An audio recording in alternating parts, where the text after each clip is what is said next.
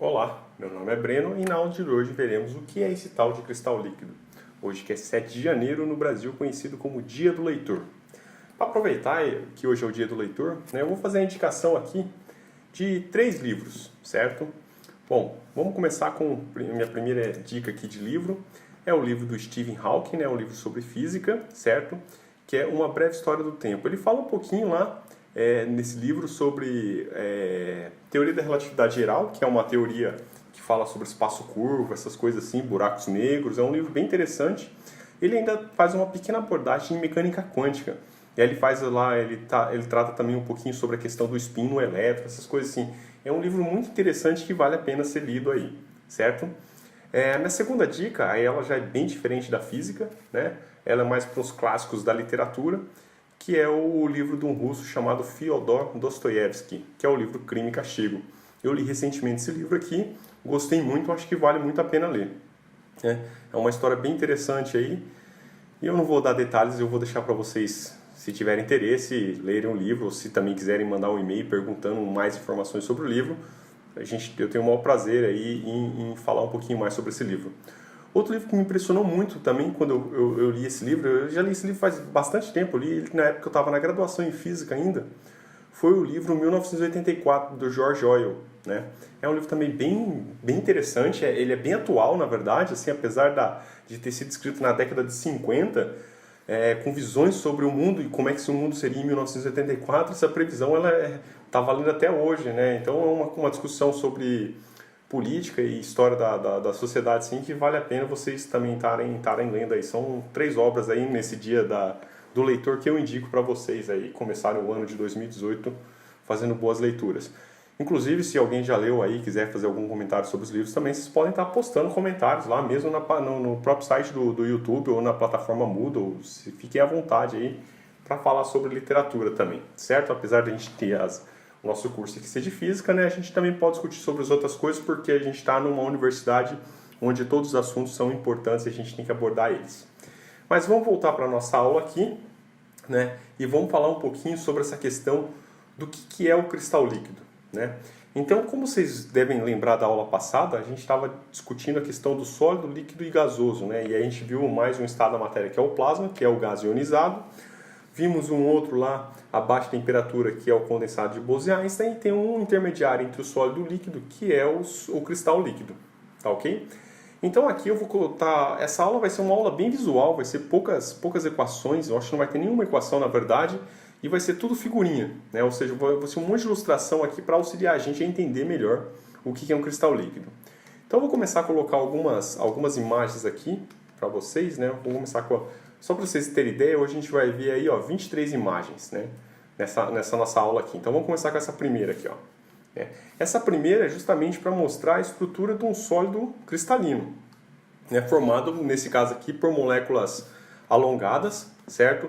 E essas moléculas alongadas, elas podem estar organizadas de certa forma que elas apresentam uma ordem tanto posicional, ou seja, todas elas têm uma posição em relação a outra muito bem definida, certo?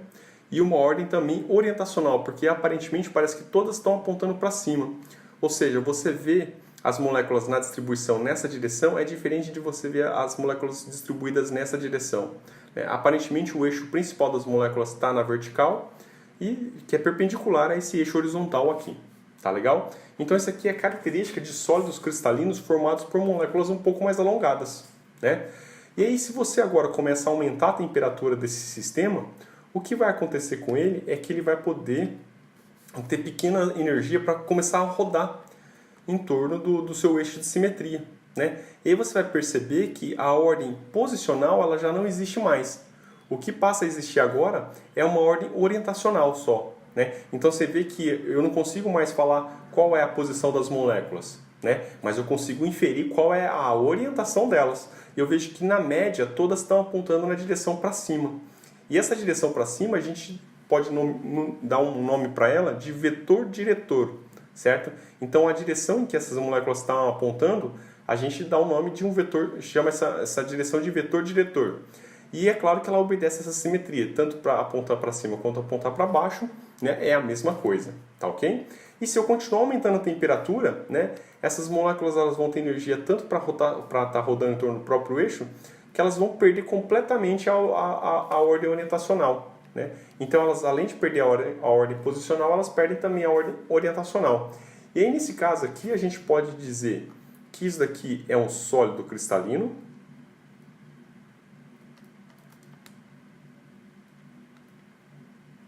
Isso aqui é um cristal líquido. Certo? Isso daqui a gente chama de líquido isotrópico, ou simplesmente líquido, tá ok? Porque no líquido a gente não tem nenhuma ordem nem orientacional e nem posicional. Então, para vocês terem ideia, né, aqui a mensagem principal dessa parte desse slide aqui é falar que para ser cristal líquido é necessário ter uma ordem orientacional. Né? Para ser um sólido cristalino é necessário ter uma ordem posicional, além da orientacional. Né? E para ser um líquido é importante não ter ordem nenhuma, tá ok? Mas é claro que fica aquela dúvida, né? Qual é a importância de estudar cristal líquido? Para que a gente vai estudar cristal líquido? Bom, eu acho que todo mundo aqui hoje deve ter, né, vocês aí em casa, vocês devem estar estudando ou assistindo essa aula por um monitor, certo? Um monitor de tela fina, né? Ou às vezes até está assistindo pelo tablet, ou mesmo vocês também, não assistindo aula, mas vocês devem ter um smartphone, certo? Então, todos esses dispositivos aí, eles contêm um cristal líquido, né? Para estar mostrando para vocês essas imagens que vocês estão observando. Então, as imagens formadas nessas telas, elas fazem uso desse cristal líquido, né? E o que é engraçado, às vezes, também, é que quando você vai comprar uma televisão, né? Sempre existe aquela questão assim, o vendedor fala, você quer uma tela de LCD, uma tela de LED, né? Qual tipo de tela, de tecnologia que você quer? Então, essa aula sobre cristais líquidos também é para a gente entender um pouquinho mais sobre essas questões de tecnologia, né? Saber o que é uma tela de LED, o que é uma tela de LCD e qual a diferença entre essas duas telas, né? Se elas têm muita diferença ou se a diferença é bem pequena, tá ok? Então, esse é o objetivo dessa aula de hoje, é mais um bate-papo sobre exatamente o que são os cristais líquidos e qual é a aplicação que eles têm no nosso dia a dia aí, tá? Bom, vamos ver então os tipos de moléculas que apresentam essa fase do tipo cristal líquido, né? Então a gente sabe que não são todos os compostos que apresentam essa fase, né? Não são todas as substâncias, porque para apresentar uma ordem orientacional é necessário que as moléculas elas tenham uma anisometria, né? Ou seja, uma dimensão tem que ser completamente diferente da outra dimensão, elas têm que ser mais compridas do que largas, ou podem inclusive até ser muito largas, como se fosse no formato de um disco, elas também podem formar uma fase cristal líquido. Então, os principais tipos de moléculas para formar essas fases são essas moléculas aqui, ó, né? No caso aqui nós temos uma molécula desse tipo, do tipo bastão, então a gente pode ver que é uma cadeia de benzenos com radicais aqui, que são outros carbonos que vão estar ligados aqui, e aí cada radical vai formar um tipo vai ser um tipo de substância, né? Esse X aqui também pode ser um outro elemento, qualquer outra coisa que a gente não saiba aqui, e tem vários tipos que podem substituir aqui. Ou pode ter esse formato de disco, certo? Um formato mais redondinho e fininho, então ele também pode ser desse tipo. Ou pode ter formas até um pouco diferentes, como por exemplo no formato que a gente diz formato banana, ou formato bumerangue também, né? Como vocês preferirem aí, certo?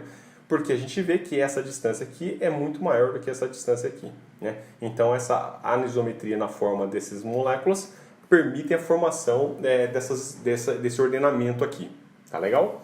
Bom, e além disso, né, isso aqui é para formar uma classe de cristais líquidos conhecido como os cristais líquidos termotrópicos, né? Então esses três tipos de moléculas aqui, elas formam uma classe de cristais líquidos conhecido como cristais líquidos termotrópicos, né? Então quer dizer que se forma essa classe, deve existir outra classe, porque não é necessário separar em mais do que uma classe se só existir esse tipo. E sim, existe, né?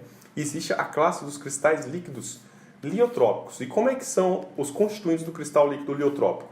Bom, esse daqui é um dos constituintes dele. Vamos falar um pouquinho sobre ele, mas antes vamos escrever aqui, né? o que são esse tipo de cristal líquido, que classe que ele pertence, né? Então esse daqui é da classe dos cristais líquidos liotrópicos. O que são os cristais líquidos liotrópicos, né? Bom, os liotrópicos eles funcionam da seguinte maneira, né? É necessário que exista uma concentração dessas moléculas, e essas moléculas são ditas moléculas anfifílicas. Deixa eu escolher outra cor aqui para escrever, né? Esse é um tipo de molécula conhecido como molécula anfifílica. Por que molécula anfifílica, né? Porque ela tem uma cauda completamente apolar, né? Essa cauda aqui é apolar, e a cabeça polar. A cabeça é esse círculo que eu desenhei aqui para diferenciar uma parte da outra, certo? Então, essa cauda polar, né? Ela se liga muito bem com outros elementos polares. E a cabeça polar, ela se liga muito bem com elementos polares, né? Por exemplo, assim, se eu colocar esse tipo de molécula na água, o que vai acontecer? Se tiver uma quantidade grande dessas moléculas, elas vão se agrupar de tal forma que elas vão fazer com que essa parte apolar não entre em contato com a água. Então elas vão formar estruturas, certo? De tal maneira que vai ficar uma parte polar ligada com a outra parte polar, que vai estar ligada com o solvente polar, que é o líquido no qual essa molécula anfifílica vai estar dispersa, né? E essas estruturas, elas recebem o nome de micela. E essas micelas, elas podem formar estruturas desse tipo, anisométricas também. E aí, a partir dessas micelas, é que a gente pode ter estruturas desse tipo e aí sim classificar esses materiais como cristais líquidos, tá ok? Então, para ter um cristal líquido liotrópico, é necessário que a gente tenha moléculas anfifílicas e uma concentração também dessas moléculas para que elas consigam se agregar dentro de um solvente, como por exemplo a água, e nessa junção dessas moléculas, elas formam estruturas, como essa estrutura aqui, e o conjunto dessas estruturas pode aparecer um ordenamento orientacional também, né? Formando assim a fase cristal líquido, tá ok? Bom, mas qual das duas tem maior aplicação tecnológica? Ou seja, qual dessas duas classes de cristais líquidos eu vejo no meu celular, no meu relógio ou no meu computador? Bom, é dos termotrópicos, tá ok? O dos liotrópicos ainda não existe uma aplicação bem, como é que se diz assim, uma aplicação tecnológica que todo mundo tenha bastante acesso, essas coisas assim, né? Eu não consigo comprar nenhum dispositivo com a tecnológica com a aplicação do cristal líquido liotrópico. Mas existem bastante pesquisas nessa área, né, que estão tentando utilizar esse tipo de cristal líquido também para fazer dispositivos, etc. Tá ok? Bom, então vamos ver um pouquinho.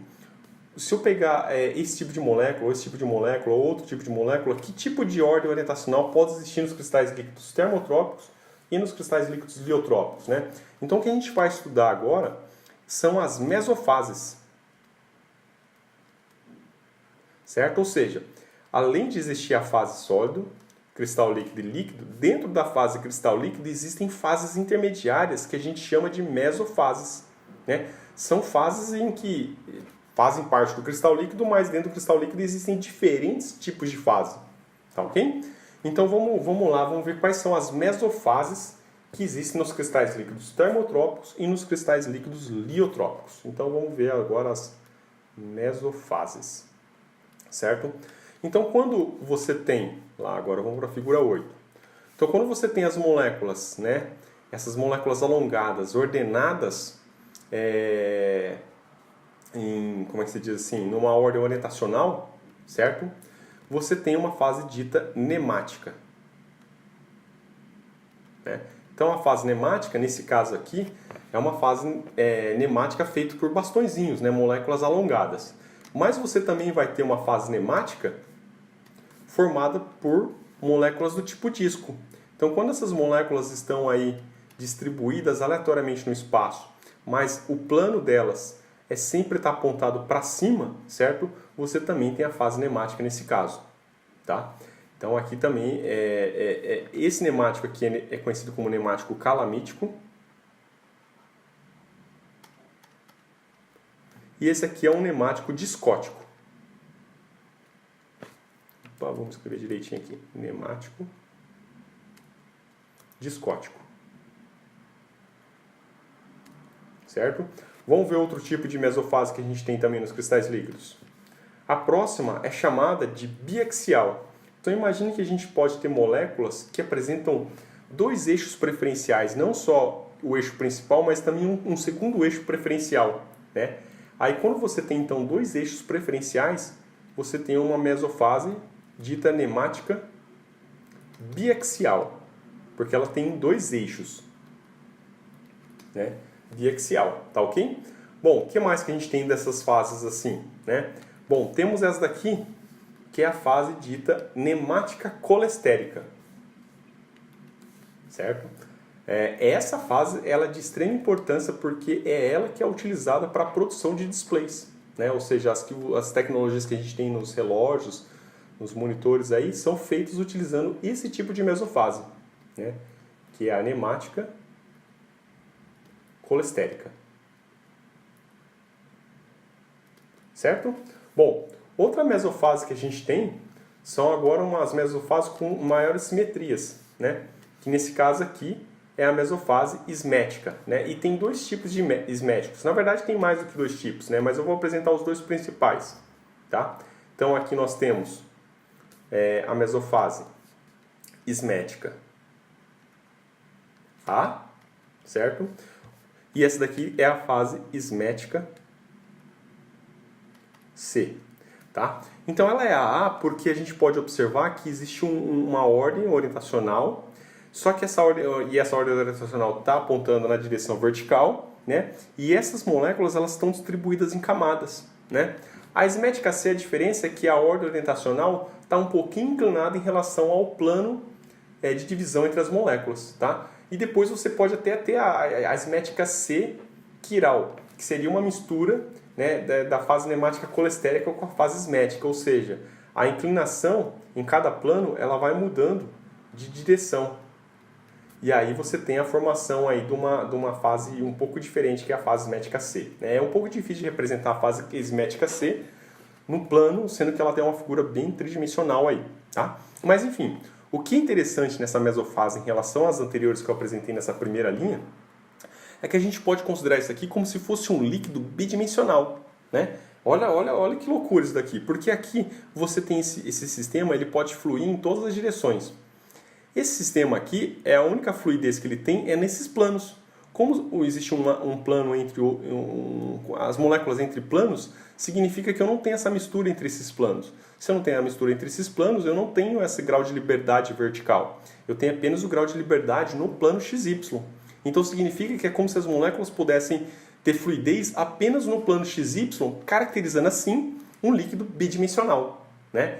Outra fase também que tem essa propriedade é justamente a fase chamada colunar, né? Onde são formadas colunas, né? Nesse caso aqui ainda é mais interessante porque aqui a gente pode pensar como se fosse um líquido unidimensional. Porque elas têm essa restrição de permanecer em coluna, então a única flutuação que elas podem ter na forma de fluir é justamente na distância entre os disquinhos, né? Então a gente pode imaginar isso daqui como se fosse, né, como é que se diz? Um líquido em uma única dimensão, tá? Outra fase também, que aí é uma fase bem mais complexa, né, é essa fase aqui que ela recebe o nome de blue phase, né? Essa aqui o pessoal acabou não pegando o nome em português do tipo fase azul, né? Ela é conhecida como blue phase. Opa, phase com PH. Certo? Bom, a blue phase ela é uma espécie de nemático, né? Só que é um nemático que vai torcendo conforme eu vou me afastando desse cilindro aqui, do raio desse cilindro. Então imagina o seguinte, que eu faço vários cortes nesse cilindro, né? Então na parte mais interna do cilindro é como se fosse uma mesofase nemática calamítica, né? E conforme eu vou me afastando do eixo principal aqui do cilindro, eu vou vendo que esse diretor aqui ele vai sofrendo uma torção, né? Ele vai torcendo, formando então um cilindro torcido do centro para a extremidade desse cilindro, né? E aí esses cilindros eles podem existir vários desses cilindros dentro dessa mesofase, né? E eles se entrelaçarem e formarem uma coisa que a gente chama nesse mundo dos cristais líquidos como defeitos topológicos, tá ok? Mas isso é outro assunto para outra hora. Mas essas são as principais fases, mesofases, que existem no cristal líquido termotrópico, tá? Então tudo aqui é do termotrópico. No caso de um cristal líquido, as mesofases de um cristal líquido liotrópico,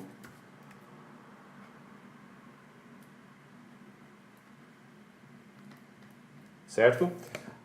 A gente tem as mesmas fases nemática calamítica, nemática discótica, nemática biaxial e nemática colestérica, só que no lugar desses constituintes aqui, dessas moléculas, seriam justamente aquilo que a gente estava discutindo aqui, seriam formados por micelas, certo?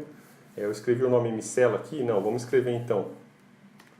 Vamos escrever assim, ó, os constituintes dessa fase são as micelas, que são, né, agregados de moléculas anfifílicas.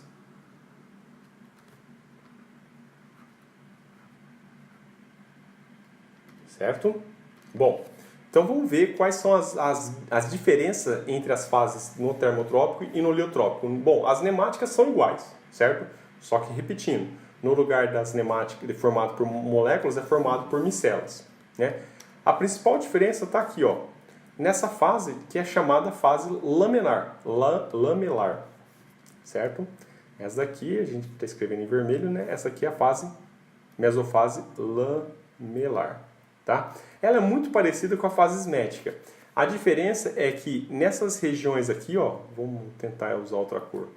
Nessa região do meio aqui, ó, ela é preenchida por um solvente polar para fazer o contato justamente com essa parte polar, né? Então nessas regiões aqui existe um solvente polar, que no caso o mais comum é a água, né? E aí você vê que essa formação aqui ela protege justamente a parte apolar, né? Do contato com a água, certo? Inclusive eu até esqueci de mencionar, esse é um tipo de molécula típica que vocês têm dentro da casa de vocês, né? É a molécula justamente que você tem lá no seu detergente, no sabão, é uma molécula anfifílica. Como é que a molécula anfifílica funciona? Você passa o detergente lá para lavar a louça ou para lavar qualquer coisa, né?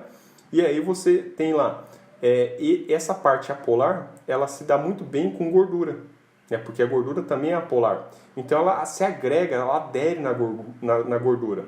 E aí, quando você joga água, né, a água ela bate na gordura, então como a gordura é apolar, a água não tira a gordura do prato. E o que vai fazer tirar a gordura do prato é justamente o fato de você ter colocado na gordura uma molécula anfifílica, porque a parte apolar gruda na gordura e a parte polar vai grudar na água.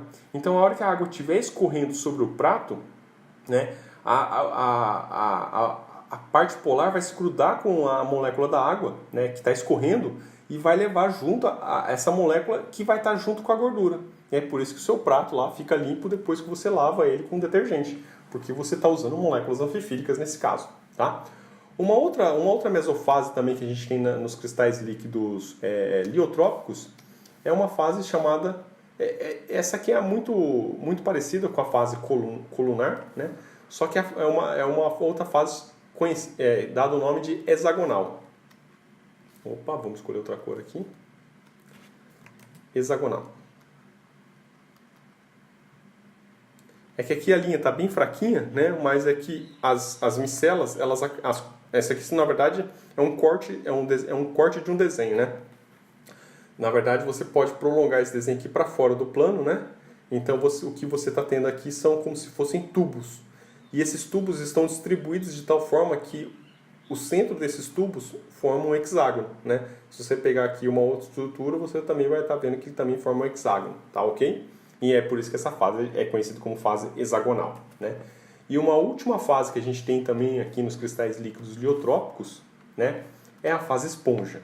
Aí a fase esponja é uma fase mais desordenada, é uma fase um pouco estranha, né? Porque o que acontece aqui, vamos só escrever esponja, né? O que acontece aqui é que você tem como se fosse essa fase lamelar, só que essa fase lamelar ela vai se juntando uma com a outra, formando estruturas bem grandes, né? E essas estruturas bem grandes aqui, elas contêm às vezes até alguns buracos aí para tentar minimizar a energia, essas coisas assim. E aí essa mesofase é conhecida como fase esponja. Tá legal? Bom, mas como é que que o cristal líquido ele tem de diferente assim, né? Que faz ele ter essas aplicações tecnológicas? Bom, vamos ver. Primeira coisa é isso daqui. Quando você aplica um campo elétrico, vou mostrar dois tipos aqui. Quando você aplica um campo elétrico nessas moléculas, né?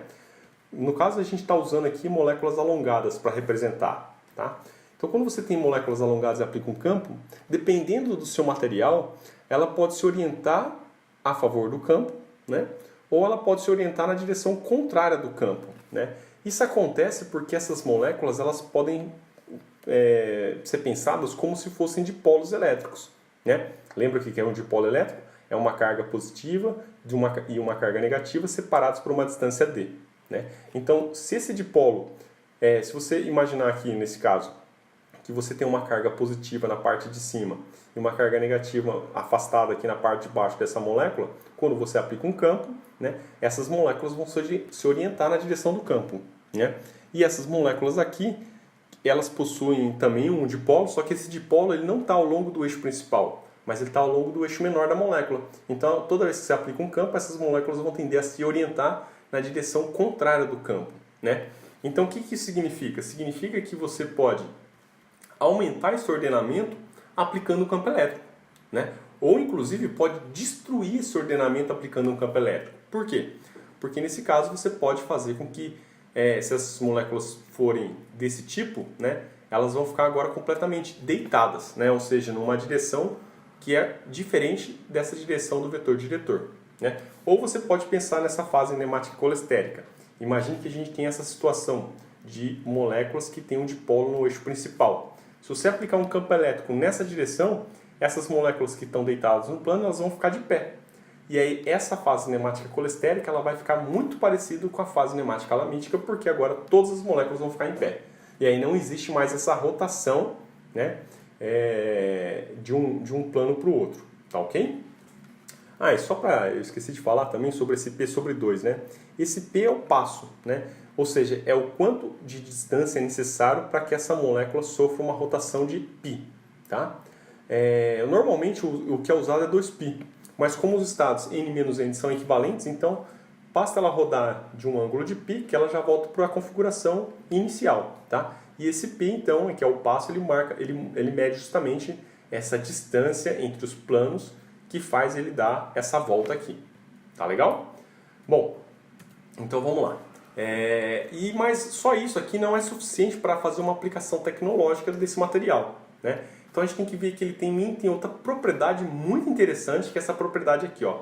Eu vou até ver se eu dou um zoom nessa figura, porque isso daqui é bem interessante, isso aqui é bem legal. É claro que isso é uma opinião minha, né, que eu achar isso aqui legal, né? Não é obrigado a ninguém achar isso aqui legal também. Mas que chama bastante atenção, que é o seguinte. Imagine que você tem uma fonte de luz, né, não polarizada. Por exemplo, a luz do sol ou a luz de uma luzinha aí que você acendeu com uma pilha ou um LED, qualquer coisa do gênero, assim, uma fonte de luz, tá? Só não pode ser um laser, né? Porque o laser ele já é polarizado e laser, falando isso, é assunto da próxima aula também. Mas enfim, vamos lá. Então você tem uma luz não polarizada, né? E aí você faz essa luz passar por um polarizador. Então aqui em vermelho está representado a onda dessa fonte de luz polarizada, tá? Então nesse ponto aqui representa um máximo do campo elétrico nesse instante, e aqui representa o mínimo do campo elétrico nesse instante, um lado negativo. Aqui são os campos zero, né? E é claro que a gente vai ter também perpendicularmente aqui o campo magnético. Mas o que é importante é só o campo elétrico, tá legal? Então, imagine que não tem essa situação aqui, ó, esquece isso aqui por enquanto. Imagine que eu só tenho um analisador aqui na frente. O analisador é justamente um polarizador, só que o eixo de polarização desse analisador é perpendicular a desse polarizador. Então, se você tem um polarizador com esse eixo e um analisador aqui, significa que a luz que está vindo daqui de trás, ela não vai conseguir passar aqui para frente. Por quê? Esse polarizador só vai deixar passar a luz com essa polarização e esse só deixa a polarização perpendicular. Como não tem nenhuma componente dessa luz, na componente perpendicular, não vejo nenhuma fonte de luz aqui do outro lado. Só que quando a gente coloca um cristal líquido aqui no meio, né, então eu estou representando o cristal líquido como esse cubinho, né? Esse cubinho aqui, na verdade, é como se fosse esse conjunto aqui, ó. Estou pegando esse conjunto e colocando ele aqui, certo? Quando a gente pega esse conjunto inteiro aqui e coloca ele aqui, você vai notar que a luz ela vai sofrer um desvio, né? Isso porque o cristal líquido ele é um material birrefringente.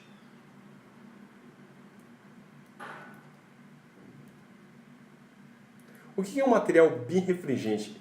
É um material que apresenta dois índices de refração. Então, a luz ela vai sentir dois índices de refração. Um índice de refração que vai ter um valor que vai ser um valor que vai estar relacionado com o eixo principal do diretor, né? Ou seja, a luz que estiver viajando nessa direção ela vai ter um índice de refração e a luz que estiver viajando no sentido perpendicular aqui vai ter outro índice de refração, né? Vai sentir outro índice de refração.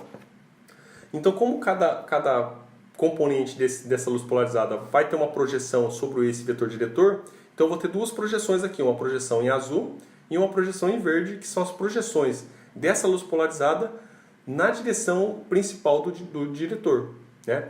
E como cada uma vai ter um índice de refração diferente, elas vão ficar em fora de fase, né? Como elas vão ficar em fora de fase, aí quando elas passarem pelo analisador, agora eu vou ter a projeção dessa onda nesse plano e dessa onda verde nesse plano do analisador.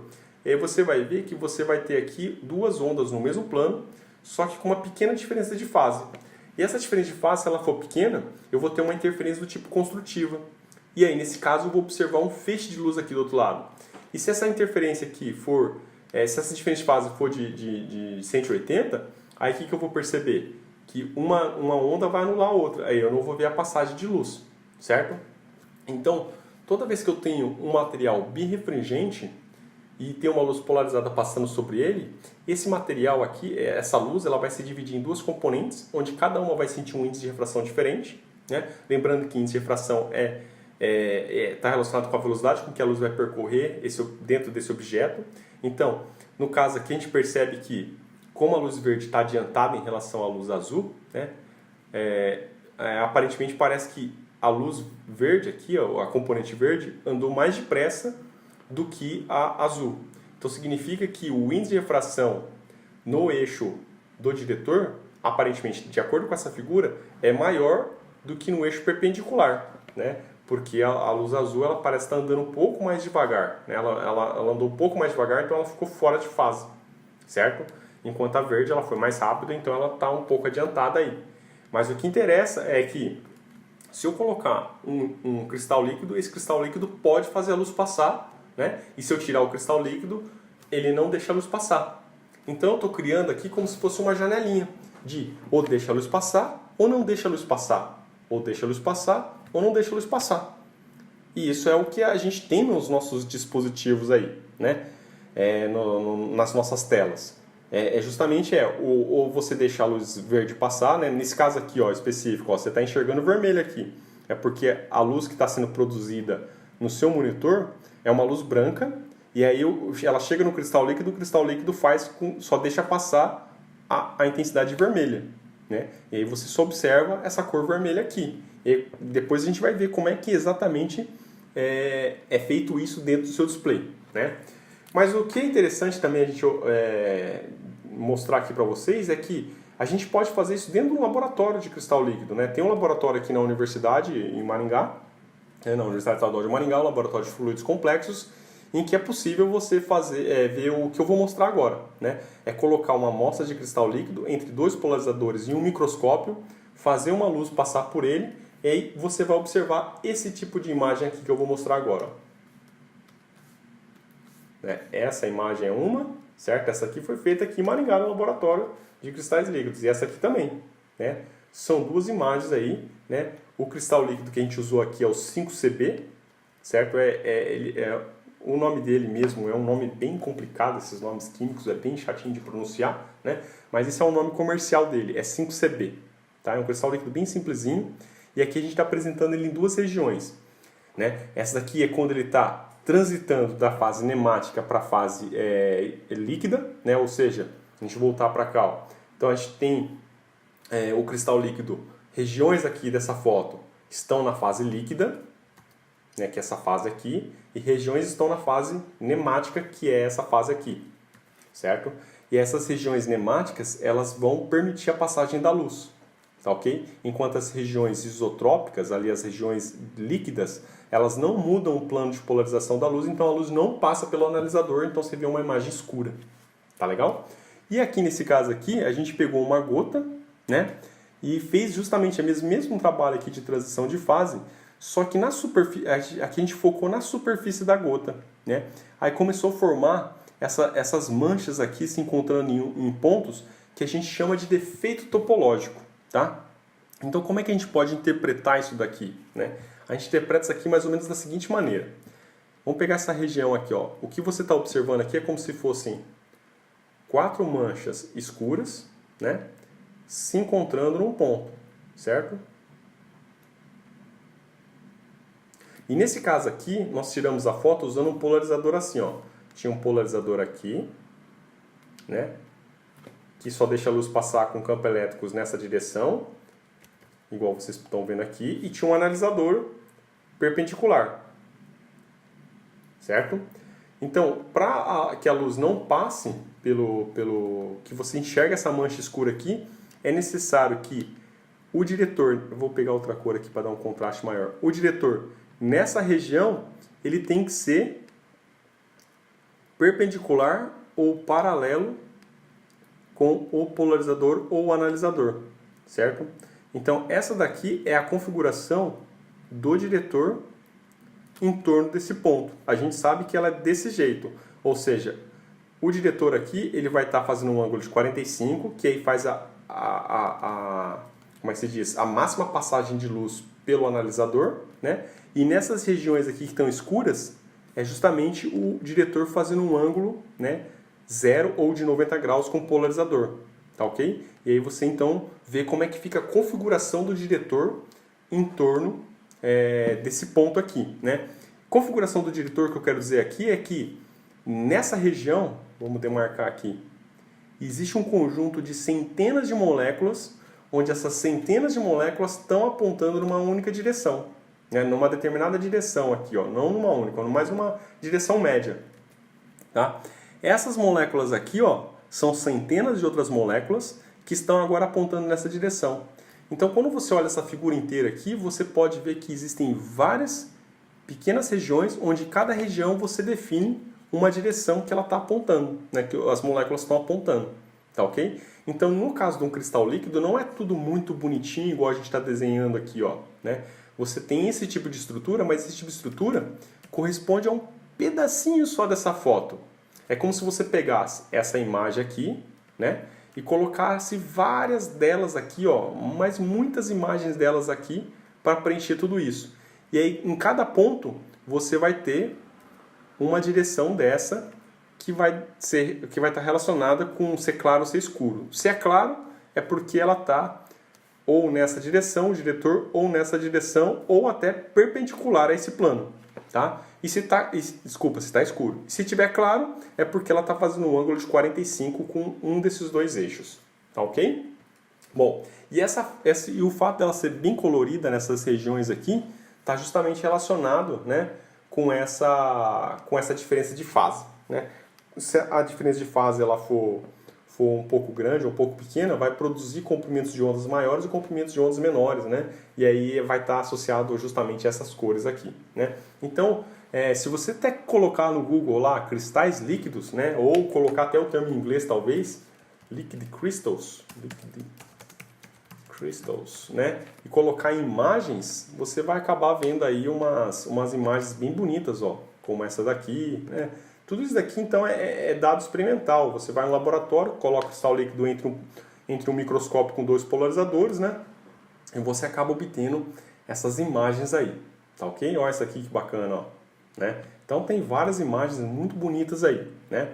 Mas o que interessa agora a gente aprender é justamente a diferença entre a TV de LED e a TV de LCD, né? Então vamos agora explicar como é que a gente aplica todo esse nosso conhecimento em tecnologia, tá? Então vamos lá. Então um monitor de televisão, ou mesmo um monitor aí de computador, né? Então você tem lá, eu vou desenhar um monitor aqui, ó. Deixa eu tentar desenhar um monitor. Então tá aqui o monitor, né, do seu computador aí, certo? Bom, esse monitor ele tem uma certa resolução, né?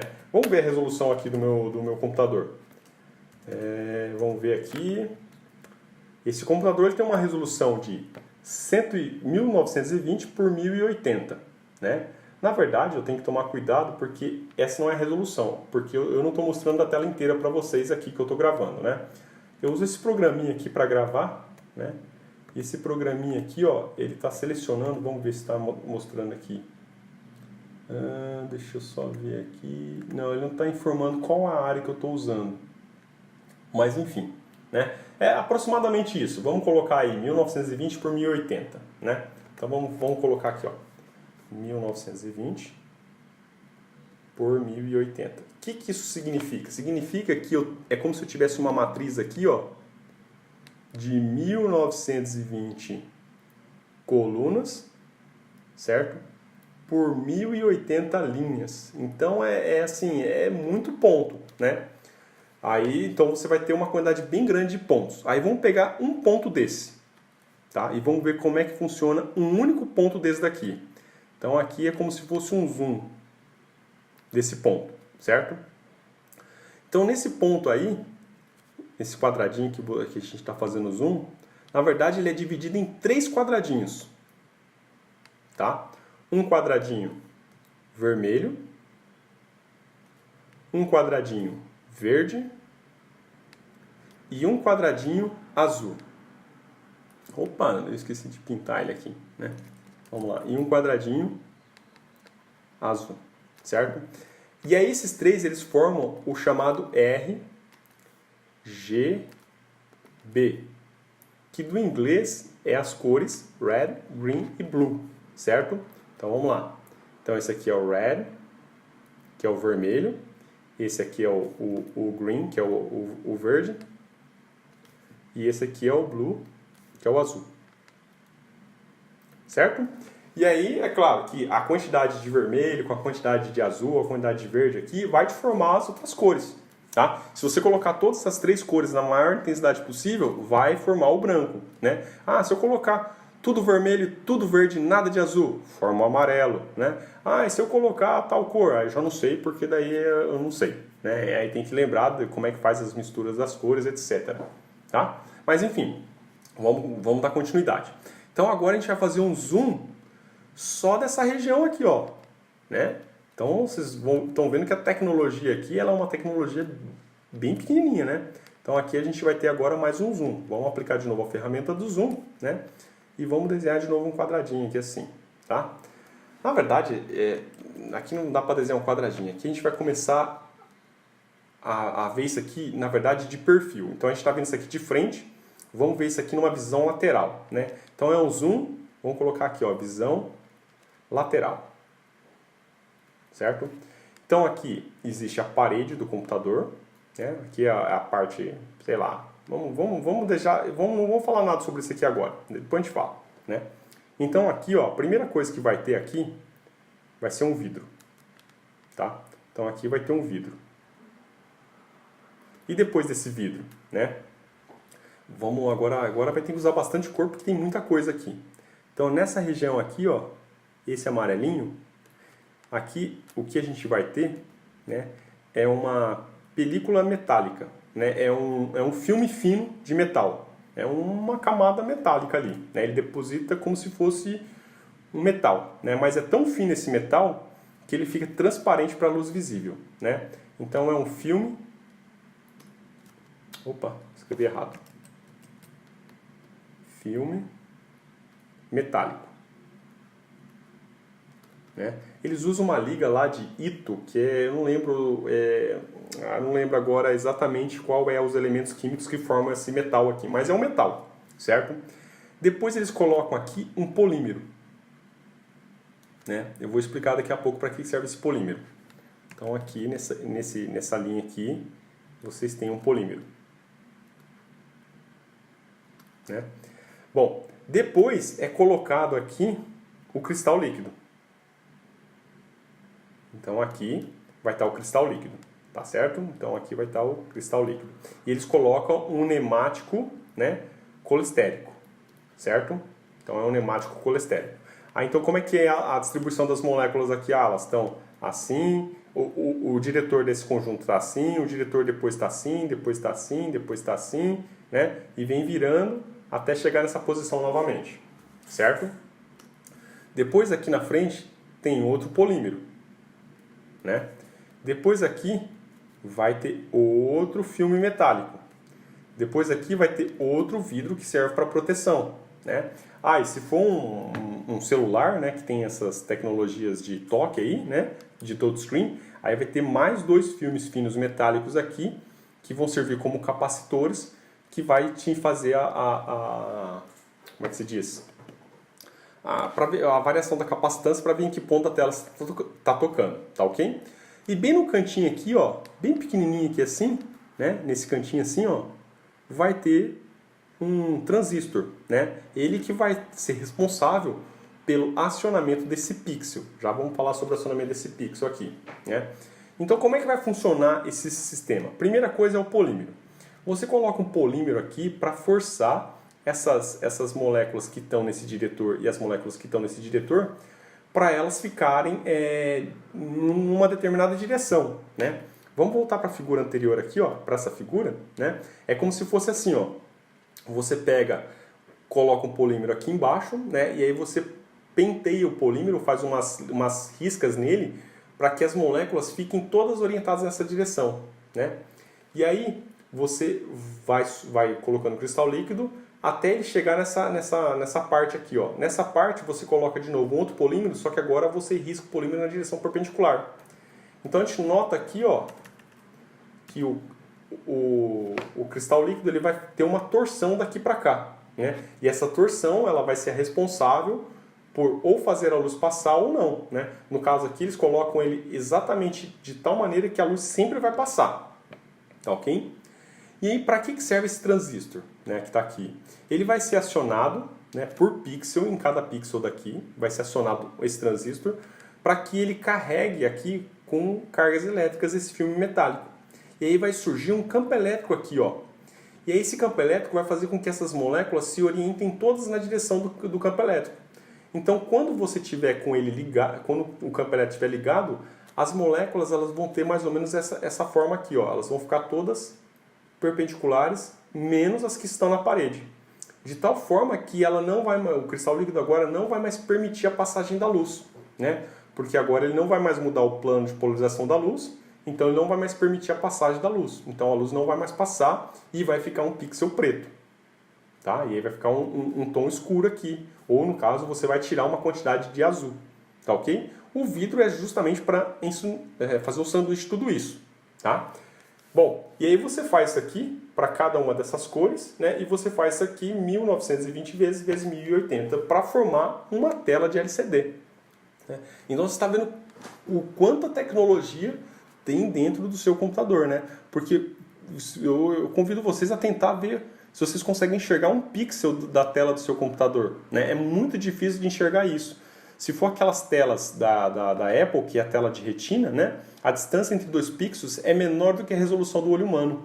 Ou seja, então numa tela de retina é impossível você enxergar, né, um pixel, né? Uma forma de você fazer isso, tá? Mas tem que fazer com bastante cuidado. Pega um conta-gota e derruba uma gota em cima da tela, né? Você vai ver que ela vai funcionar como se fosse uma lente de aumento. Aí você vai ver certinho lá as listras do tipo vermelha, verde e azul. Tá ok? Então tentem fazer esse teste aí, essa experiência, né? Só tomem cuidado para não derrubar muito líquido em cima desses aparelhos que são bem sensíveis, né? Mas tentem depois fazer esse teste aí. Tá legal? Bom, e a diferença entre uma tela de LCD e uma tela de LED é justamente o que está nessa região aqui, ó. Ou seja, é a fonte de luz, né? Então, se for uma tela de LCD, eles costumam colocar aqueles tubos fluorescentes, como se fossem lâmpadas fluorescentes, aqueles tubos de lâmpada fluorescente. Aí coloca uma outra placa aqui, que é chamada de placa difusora, né? Essa placa ela vai espalhar a luz em todas as direções de maneira bem homogênea, para que não fique uma região mais iluminada do que outra, né? E aí você vai ter então a luz passando. Ah, e desculpa, né? Acabei esquecendo de mencionar aqui ainda, falta mais um detalhe. Tem que ter mais um polarizador aqui, né? E o outro polarizador perpendicular aqui. Então eu vou ter o vidro polarizador, né? Vamos colocar aqui, polarizador. Eu até esqueci de colocar o polarizador. Então tem o vidro polarizador, o filme metálico, o polímero, o cristal líquido, o polímero, o filme metálico, o analisador, né? Que é o polarizador cruzado, e outro vidro. Tá? Então aí vai ter o difusor aqui, né, voltando para o assunto da lâmpada incandescente, vai ter o difusor aqui, né? Aí o difusor vai difundir a luz para ela ficar bem espalhada, vai passar pelo polarizador, vai passar pelo vidro, pelo polarizador, pelo filme metálico, né? E depois vai passar pelo polímero também, que é muito fino e ele chega a ser transparente, passa pelo cristal líquido, passa de novo por tudo isso, e se o cristal líquido mudar o plano de polarização, vai ter uma imagem aqui de uma determinada cor, que pode ser vermelho, verde ou azul, né? E aí a combinação dessas cores vai te formar essa imagem no seu computador aí, tá? E isso é feito, cada pixel, na média, atualizado, né, normalmente em torno de 30 vezes por segundo. Ou seja, cada 30 vezes em um segundo, ele faz a modificação nessa orientação do cristal líquido para, no caso, se for necessário mudar uma imagem. Por exemplo, se eu fizer isso daqui, ó, né, esses cristais líquidos que estão fazendo esse pixel, eles tiveram que mudar a configuração dele, ou seja, foi necessário aplicar um campo elétrico aqui para que fechasse o vermelho e o verde e deixasse mais a cor azul passar, né? Então aí para formar esse azul, não sei que cor que é essa daqui, é um azul mais clarinho, que provavelmente deve ser a mistura do verde com esse azul, tá? Essas duas misturas aqui vão formar essa cor que vocês estão vendo aqui, né? Então é bem legal essa tecnologia do cristal líquido, e a diferença da TV do LCD para o LED é que no LCD é os tubos e no LED são LEDs, que são LEDs brancos, são colocados aqui atrás no lugar desses tubos. Como o LED tem uma luminosidade maior, então ele produz um contraste maior, né? Então notem que a tecnologia aqui no meio, ela não é diferente. A diferença só está nessa parte do fundo, de você usar ou um tubo fluorescente ou LEDs, né, que produz uma intensidade luminosa bem maior, aumentando assim o contraste entre as cores, né? Então na hora de comprar você já sabe a diferença entre esses dois. Agora, qual é melhor, qual que é pior, aí depende de cada pessoa e da percepção também de cada pessoa, ou para qual é o propósito do que vai tá fazendo aí, essas coisas assim, certo? Mas, bom, sobre cristais líquidos é um assunto bem interessante, eu gosto muito, né, sobre esse assunto, mas eu acho que era assim, o básico que tem para falar para vocês, né? Poderia ter a possibilidade de falar também sobre a termodinâmica nos cristais líquidos, que é outro assunto também bem interessante, que aí fala sobre a densidade de energia livre de Helmholtz, né? E faz expansões em série de Taylor, e faz um monte de matemática e tal, e você tira as transições de fase do modelo chamado modelo de Landau, que é outro físico muito famoso da Rússia, né? Então, cristais líquidos é um assunto assim, ó, que dá para falar muita coisa sobre ele, é um assunto bem interessante aí, certo? Então, espero que vocês tenham gostado e aproveitado bem essa aula. Essa é uma das questões da lista para vocês discutirem o que é um cristal líquido, né? Então vocês já têm bastante informação aí.